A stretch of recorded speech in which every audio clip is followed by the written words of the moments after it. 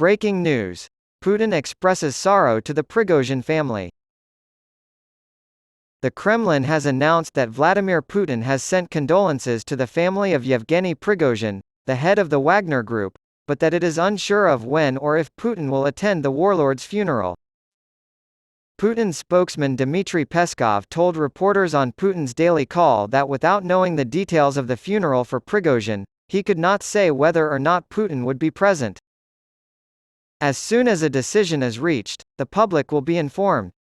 Such choices are always discussed and debated among family members, Peskov noted. On Sunday, a Russian investigative committee confirmed that Prigozhin was one of the passengers on a plane that crashed the previous Wednesday. All 10 bodies found at the scene have been identified, the committee said in a statement, and conform to the manifest, thanks to the results of forensic testing. On Monday, The Guardian reported that multiple Wagner members had no idea where or when Prigozhin's funeral would be held. "No one has told us anything. Under the condition of anonymity," a Wagner soldier who fought alongside the group in Ukraine said, "I hope he gets the farewell that he deserves." Across the country, visitors have been leaving flowers and other tributes at makeshift memorials set up in Prigozhin's honor. A Wagner operative named Yuri Novikov was detained in St. Petersburg after he was seen firing an AK-47 into the air. Prigozhin's death reportedly left Novikov distraught, according to local media. Prigozhin's death has been speculated to have been ordered by enemies within Russia, in retaliation for his brief mutiny against Russia's military leadership in June by several channels on the Telegram messaging app.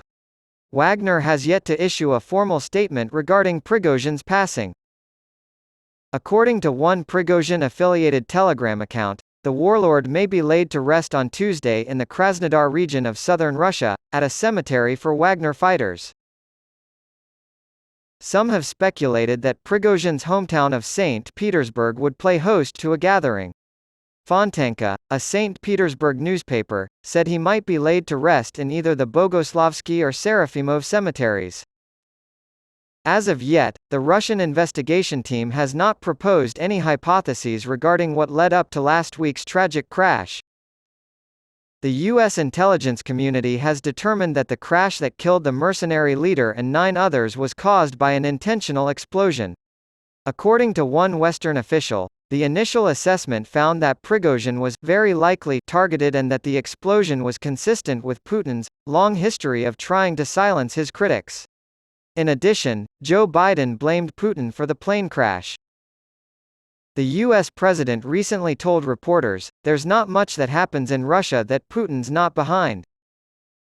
According to the unprocessed flight tracking data, Prigozhin's plane suddenly lost altitude and remained airborne for several more minutes before crashing to the ground. Experts in the field of aviation have speculated that an explosion or sudden breaking apart of the aircraft was to blame for the plane's precipitous drop and widespread debris found at the crash site, rather than a mechanical failure. The Kremlin has denied responsibility for the Wagner chief's death, labeling an absolute lie Western intelligence assessments of Putin's possible involvement. On Monday, Russian authorities also reported that air defenses had shot down a drone that was headed toward Moscow, as well as 2 others near the Ukrainian border. The mayor of the Russian city of Lyubertsy, located to the southeast of Moscow, wrote on Telegram that the city's air defenses had destroyed a drone flying toward Moscow, though he did not say whether the drone was Ukrainian or not. Following Kyiv's earlier this summer vow to return the conflict to Russia, a series of drone attacks have been launched against Moscow and other regions of Russia in recent weeks.